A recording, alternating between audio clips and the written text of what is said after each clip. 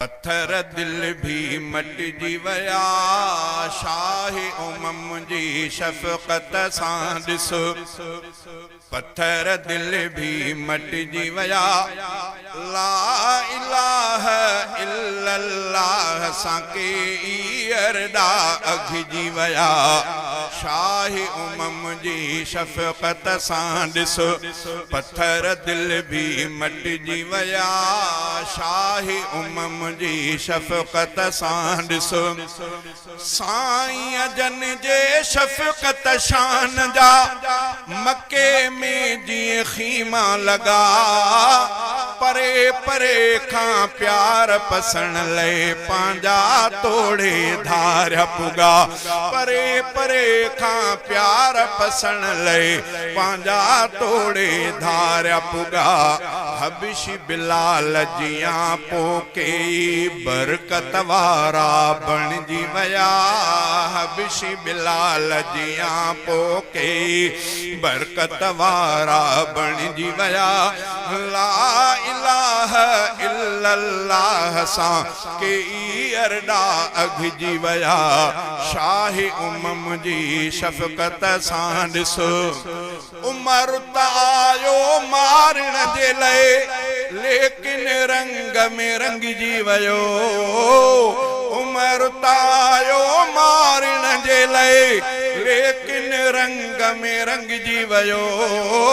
दुआए रसूल सां इब्ने ख़ताब जो नालो बेश्त में लिखजी वयो। दुआए रसूल सां इब्ने ख़ताब जो नालो बेश्त में लिखजी वयो। अहिड़ी तरह असहाब सगोरा रहमत अंदर रंगजी वया। अहिड़ी तरह सहाब सगोरा रहमत अंदर रंगजी वया। ला इलाहा इल्लल्लाह सां के अरदा अघिजी वया शाह उमम जी शफ़क़त सां ॾिसो। ॿिया बि ख़ुदा जा करम किरोड़े ॿिया बि ख़ुदा जा करम किरोड़े ही बि अजब वा सरमायो। बिना घुरण जे बारी ताला उम्मती उन जो फरमायो।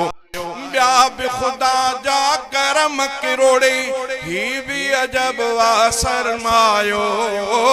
बिना घुरण जे बारी ताला उम्मती उन जो फरमायो।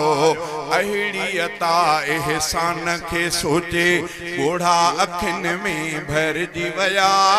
अहिड़ी अता एहसान खे सोचे ॻोढ़ा अखियुनि में भरजी वया।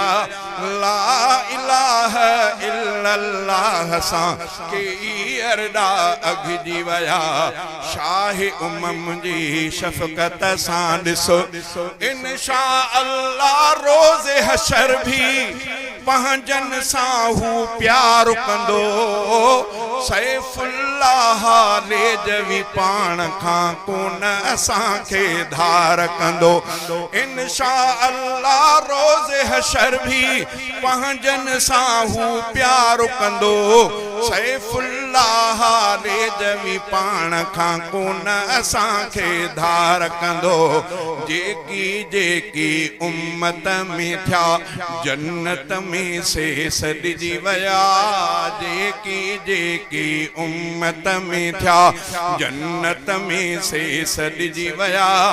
ला इलाहा इल्लल्लाह सां के अरदा अघिजी वया शाह उमम जी शफ़क़त सां ॾिसो।